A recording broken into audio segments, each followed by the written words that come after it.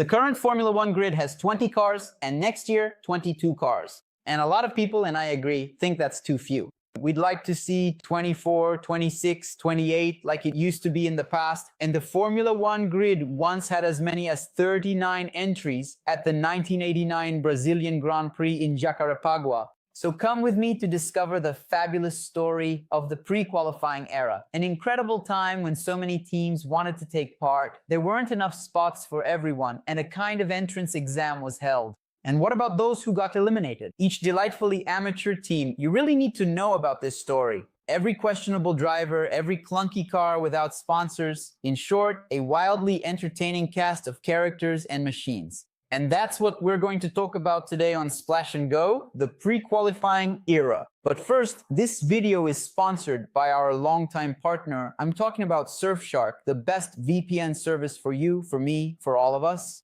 I always explain VPN here. It stands for Virtual Private Network, a private data network that keeps our information safe as it travels online. Everything that arrives on your computer, your laptop, your tablet, your video game, your smartphone, it's all information traveling through the internet. This video is the same thing. Depending on the website, depending on the network you're using, that free Wi-Fi at the coffee shop, the library, the airport, you run a huge risk of having your data collected, including your passwords, your searches, your research, your preferences, and if that falls into the wrong hands, it can cause a lot of trouble. We see this happening every week.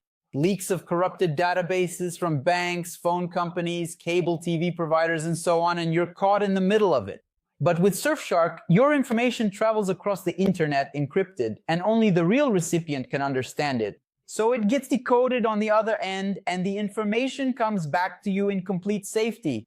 It works, as I mentioned, on all devices: tablet, laptop, cell phone, video game console, and so on. And it also has a range of other features, like alerts letting you know if your information has leaked in a database on the other side of the world. And the best part is that by signing up for Surfshark using my coupon, link down below in the description, pinned in the first comment, and also right here in this QR code, I'm making it super easy for you. You'll get access to an exclusive promotion just for our Splash and Go community. So after the video, don't waste any time, don't miss out, make Surfshark part of your daily routine, and browse safely. Later, when your information leaks or your phone falls into the wrong hands and so on, there's no point in crying about it. All right, so that's it. Thanks to Surfshark for the support. We're moving on here. Formula One in 2025 is radically different from how it was in the 80s. And if we go back to the 70s, then it really feels like we're talking about different planets. It doesn't even seem like the same category. Professionalism has reached stratospheric levels. The garages aren't greasy anymore. They might even be cleaner than operating rooms. The precision with which parts are made, the way pit stops are handled, the level of the drivers, even though a lot of people don't like this, is also much higher, precisely because there are fewer spots available. The care taken with the brands, the caution with which things are said to the press, everything is much more standardized, homogenized, and the current level of the teams is far superior to what it used to be. And it's precisely for this reason that the pre-qualifying era, believe it or not, generates so much nostalgia. Because some of those amateurish moments were a lot of fun. With only 10 teams on the grid, the super license system requiring a minimum of previous results, and over 1 billion viewers watching in more than 200 countries, there's no room to take chances anymore. No way to risk being embarrassed. Nowadays, to enter Formula One as a team, you have to go through a preliminary selection process organized by the FIA and then settle commercial matters. Just ask Cadillac. But things used to be much less organized and a lot cheaper. These days, there's a 600 million euro barrier. You have to make a deposit to enter, and that money is divided among the teams. In the past, a $100,000 security check was enough, and it was paid to the FIA. The difficulty of creating a team in the 70s and 80s was incredibly lower, because first of all, there were engines for sale, like the Cosworth DFV or its successors DFR, HBR, etc. In addition to those made by John Judge and Brian Hart. There were cars for sale and you could buy them from Lola, March, Lotus, BRM, Surtees, or use older models from McLaren, Tyrrell, Brabham, and so on. You'd buy one, gather your mechanics, and jump into the competition. This also explains why so many drivers decided to break away from their bosses and create their own teams. Something that, with some variations throughout history, happened with McLaren, for example, as well as Brabham, Surtees, Fittipaldi, and Hill. All of them, except for the Fittipaldis, started by buying cars and only later began building their own. Williams, for example, in its first stint in Formula One, before going bankrupt and starting over in partnership with Patrick Reed and Saudi money, used Brabham and March models. Nelson Piquet made his Formula One debut in a McLaren M23 that had already been through several seasons. The same M23 model with which Emerson Fittipaldi became champion in '74 and which ended up in the hands of the team where Piquet debuted in '78. That era became known as the Formula One kit car era because the term sums it all up. It was like a kit. You'd buy the parts, put everything together, get your driver, and head to the track. This party of full grids would last until 1992. Even with the arrival of turbo engines, it was still possible to buy them for a reasonably acceptable price, as I mentioned with Ford, Judd, and Hart. But in 1989, 21 teams filled out the FIA registration form, totaling 39 cars, and if you're doing the math, yes, not all of them came with two. Up until then, whenever there were more candidates than spots, it was still possible to manage everyone in a qualifying session. But when that number hit 39, the FIA said that's enough. They even considered a pre-qualifying format that would take place on the weekend before the Grand Prix, possibly even at a different location, but right away, someone pointed out that this was unfeasible. We'd be making the poorest teams on the grid go somewhere else, adding costs just to compete for maybe the right to take part in Saturday qualifying with the others. No way. So it truly made more logical sense to include this significant event in the official Grand Prix schedule itself, well beforehand. But what exactly was this pre-qualifying all about? Well, by 1988, there were already 18 teams, and then the end of the turbo era, which would happen in '89, encouraged more teams to put things together, buy engines, and take on the challenge. Besides that, satellite coverage was starting, broadcasting live to the whole world, and sponsorship opportunities increased. Wait, but sponsorship increased and the small tiny teams were still weak and broke? Yes, of course. It increased for everyone. The big teams took the biggest share, but there were more people willing to pay crumbs to the small teams. Many brands wanted to be seen, even if it was just to say they were in Formula One. And so 21 teams showed up for the 1989 preseason. In fact, only 20 actually turned up because there was already a dropout before everything started. First, which would end up being last, filled out the paperwork but didn't show up in Jacarepaguá. So the first round was in Rio de Janeiro, under scorching heat, and the teams showed up in the following order: McLaren, Tyrrell, Williams, Brabham, which was returning after an entire year without racing in '88, Arrows, Lotus, March, Osella, Benetton, Scuderia Italia, Minardi, Ligia, Ferrari, Larousse, Coloni, Zakspeed, Onyx, Real, and AGS. With all these teams right from the start, there was an infrastructure problem. There weren't enough garages for everyone. So some teams had to set up tents because there weren't permanent concrete pit boxes for them. The teams, of course, from pre-qualifying. And how did that work? Well, we had the pre-qualified teams, the ones that had scored the most points in the previous season. So the big teams, the well-known, established ones, didn't need to take part in pre-qualifying because they were already pre-qualified, while the teams at the back of the grid, everyone beyond 30th place, had to wake up really early on Friday and compete in a session. In Brazil, at the first round of that championship, 39 teams appeared on paper, 37 actually showed up, and the FIA made it clear, when that happens, only 30 at most would qualify for Saturday's session. So everyone from 26th to 37th place had to compete in an early Friday pre-qualifying session, and only the top 4 would go through. The rest could start packing up because they wouldn't be racing. Those 4 would join the 26 pre-qualified teams, making 30 for qualifying, and then 26 would start on Sunday. So in the first round, who had to go through pre-qualifying? Both Brabhams, which had been left out of the championship in '88 and therefore had no results. Pre-qualifying: Stefano Modena, Martin Brundle. Both Ocellas with Nicola Larini and Piercarlo Ghinzani. The Zakspeeds with that beautiful West livery driven by Werner Schneider and Aguri Suzuki. the 𝙪𝙧 of Alex Caffi, the 𝑟eal of Volker Weidler, the colony of Pierre-Henri Raffanel, the AGS of Joachim Winkelhock. We talked about the Winkelhock family in that little big story here, as well as the two Onyx cars of Stefan Johansson and Bertrand Gachot, whom we also mentioned in that test that took place at a kart track in the west zone of Rio de Janeiro, even weeks before this race. This era produced hilarious stories due to the improvisation, the amateurism, the complete lack of structure, and sometimes even the lack of common sense from the teams and drivers. To start with, since the track opened at 7 in the morning, everyone had to wake up around 4.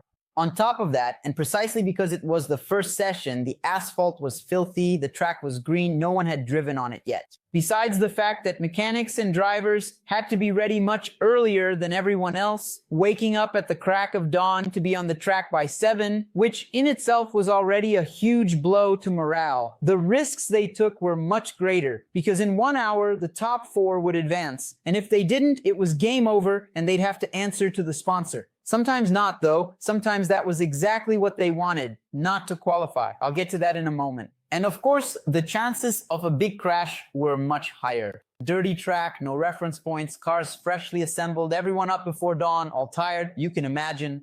The rule, as I mentioned, was unforgiving, relentless, and it forced Brabham to go through pre-qualifying in '89, regardless of the fact that they had even been champions in the '80s. But Brabham, unlike the others, knew how to build cars and had no trouble getting through almost all the pre-qualifying sessions up until the middle of '89, when everything was reviewed and those who had results in the first part no longer needed to pre-qualify in the second. And the results from the second part would then determine the pre-qualifying order or not for the first part of 1990.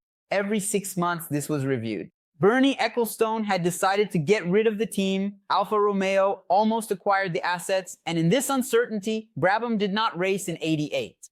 Modena and Brundle, two good drivers with a decent car, were then regulars among the top 2, which left only 2 more spots up for grabs for the other small teams. Alex Caffi, like 𝙪𝙧, was another one who often managed to get through, which then left 7 or 8 drivers fighting for just 1 spot.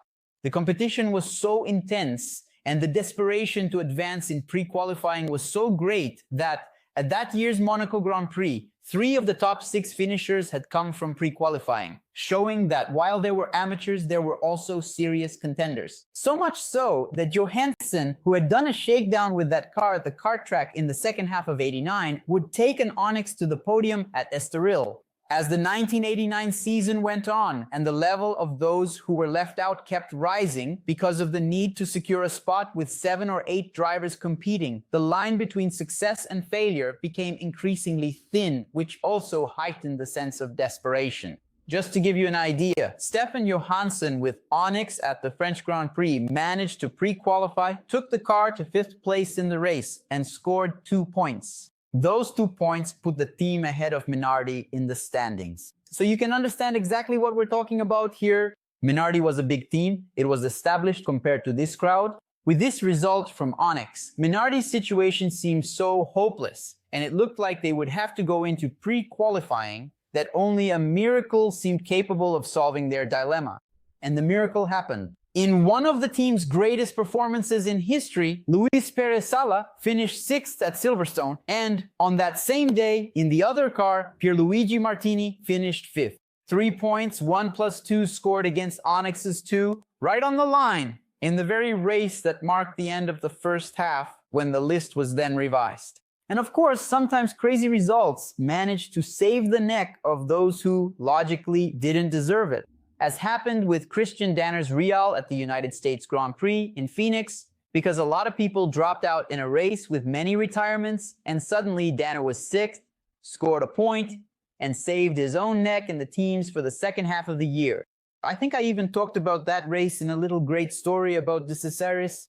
It's worth checking out later. With that result then, Danner was pre-qualified to compete for a spot on the grid on Saturday. And who said he would manage to do it even once in the second half of the year? He failed to qualify the car in any of the 7 attempts, and the team's patience ran out. They brought in Gregor Wojtek and then Bertrand Gachot. The drivers who competed in pre-qualifying, and for many of them, their whole careers were just pre-qualifying, used to say, it was the most terrifying thing to get into the car at 7 in the morning on Friday, without having driven on the track, with no one having set a racing line yet, everything still covered in dust, freshly cut grass, and so on. Adrenaline right away. You go out on track. It's already all or nothing. You have to set a time immediately. All within an hour. Then whoever made it through had to, in just a few hours, deal with another challenge. Switch pit boxes. Because after all, if you made it through, you'd be fighting for a spot on the grid, and if you managed that, you needed a place to make a pit stop. Isn't that right? That was also one of the reasons for pre-qualifying to exist, as I mentioned. Most racetracks couldn't accommodate more than 30 cars, with 15 garages holding 2 each. So whoever made it through pre-qualifying had to, in 2 or 3 hours before the first free practice, move all their gear to another garage to be ready to compete in the first session to set up the car, and by Friday afternoon, qualifying was already happening. Back then, you had qualifying on Friday, qualifying on Saturday, and you had the best time of both. Oh, but that's okay, then I'll save the best of the car for Saturday, right? Wrong. What if it rains on Saturday? The best weather will be on Friday on a dry track. A glorious chaos. And if you didn't send the car out on track in free practice 1, you'd get a fine from the FIA. After all, didn't you manage to get a spot? Now you have to be there. Many teams would lose the first half of the session just with the change and would send the car out to do anything, even just to register a lap, so they wouldn't get that penalty. Pre-qualifying would continue in Formula 1 until around the middle of 1992. When Brabham shut down in the middle of the year with that pink car in which Damon Hill made his debut, we ended up with exactly the same number of entries as there were spots in qualifying.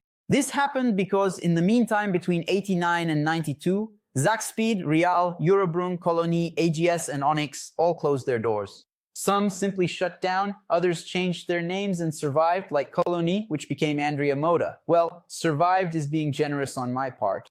But after all, what was the deal with these teams? Why did some teams keep trying while others went an entire season without qualifying even once? What could possibly justify something like that? Didn't the people paying for this madness complain? So sometimes the business was a bit suspicious. Very often. In short, there was fraud at all sorts of levels. And I'm going to stick with Roberto Moreno's account here. In 1990, he did the season, or tried to, for Eurobrun in the first 14 rounds. The team belonged to Walter Brun, a magnate in the European slot machine business. It was a scam. He had a history of competing in the World Sports Car Championship until 1988 and then decided to switch to Formula 1. Moreno raced with him, or tried to in this case, and out of 14 attempts in 1990, he actually managed to compete in the race in the first and third rounds, Phoenix and San Marino. He says he would push himself to the limit to set a good time on Friday, forced the pace, drove as hard as he could, tweaked the car, adjusted the setup. One day, he got out of the cockpit, met the team boss, who patted him on the back with a half smile and said, "Well, kid, not this time either." In a confessional tone, he then says to Moreno, "You know what it is? It's that every time you manage to qualify, you represent a cost for us. Brakes, tires, engine parts, maintenance, fuel, oil, and so on. But if we come all the way here, try and don't make it, we save all that and the money stays in my pocket. If you race, the sponsor, who was going to pay anyway because there's a contract, is happy, obviously. But the money left over for me is less." Of course, putting aside the gray area activities, I'm talking strictly about the sporting side. After all, it's a slot machine, you know how it is. The team, I've said this here many times, is above all an organization, a company that needs to survive. And to survive, it needs to spend less than it brings in. It's a business, like any other business, that needs to last, to survive, whether to race or to do something else the owner wants to happen. Just like what happened with Andrea Moda, where Roberto Moreno also raced and which in reality had no intention of fielding a second car and put poor Perry McCarthy in it, and they did everything they could to keep the guy from completing even a single lap. From sending him out on track with 45 seconds left in the session to putting wet tires on his car on a dry track day. Some teams had half a dozen mechanics, one car, while McLaren and Ferrari had more than 100, brought 4 spare chassis, and so on. 4 spare chassis? Yes, 4 spare chassis. At the 1992 Brazilian Grand Prix, Ron Dennis showed up in São Paulo with 6 cars, which makes that video game I played a lot on the Mega Drive, Super Monaco GP, feel pretty realistic, where the big teams like Madonna, which was McLaren, or Best Wall, which was Benetton, had lots of mechanics, parts, and so on. And when you went further down, Zero Force, which was Zack Speed, the colors even give it away, had just 1 or 2 people and nothing else. You can look it up online, it's really cool. In fact, this game features representations of all the teams, or almost all of them, because Madonna was McLaren, Firenze was Ferrari, Millions was Williams, Basketball was Benetton. And notice how the number of people and the infrastructure decreases as we get closer to the back of the grid, because Rigel was Real, Zack Speed was Zero Force, Orsis was Onyx, and all of them had a much leaner setup. Some drivers, as I mentioned, spent the entire year, the whole year, just trying to pre-qualify and still couldn't manage it. Like Enrico Bertaggia, Claudio Langes, Pedro Chavez, Volker Weidler, and Stig Perry McCarthy. Imagine traveling the whole year, going through 16 countries trying to pre-qualify every Friday and never even making it to qualifying, let alone the starting grid. You get home and your mom is telling the neighbor, "Oh, because my son is a Formula 1 driver." Really? When? And of course, as I've already promised here, one day I need to really dive deep into the story of the most magnificently terrible, yeah, that's a good one, Formula 1 team, Life. A team so trashy that when they tried their luck in Formula 1 in 1990, they made Andrea Moda look organized. They came up with the idea of putting a W-shaped 12-cylinder engine in a chassis that was slower than a Formula 3000 car and never managed to complete a single flying lap, not even one. Can you believe it? In Phoenix, in the United States, at the first race of the year, they did 4 installation laps, none of them actually trying to set a time, and then the car's ECU burned out and they didn't have a spare to replace it. That was it. At Interlagos, it left the pit and the drive shaft broke halfway through the lap. End of story. At Imola, 0 laps. The oil pump burned out while still in the pit lane. In Monaco, 8 laps, wow, and the engine broke down during a flying lap. In Canada, electrical problem. 7 laps, none of them timed, and that was it. And so this doesn't get too long, I'll read it out for you. In Mexico, the engine broke down on the outlap. In France, the fuel pump also failed on the outlap.